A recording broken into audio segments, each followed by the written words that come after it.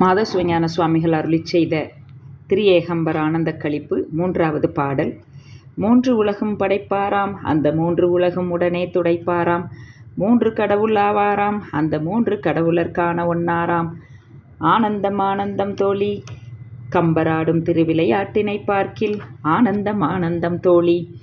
3 உலகும் படைப்பாராம். பெருமான் 3 உலகு என்று சொல்லக்கூடிய மேல் கீழ் நடு மண்ணுலகம் விண்ணுலகம் பாதாள உலகம் ஆகிய இந்த 3ஆகச் சொல்லப்படுகின்ற 14 உலகத்தையும் குறிக்கக்கூடிய படைத்தல் தொழிலை பிரம்மனை அதிட்டித்து நின்று செய்கின்றார்.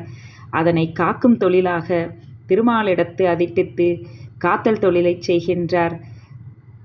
ஒடுக்குதல் என்கின்ற தொழிலை ருத்திரனை அதிட்டித்து நின்று அந்த தொழிலையும் இயற்றுகின்றார்.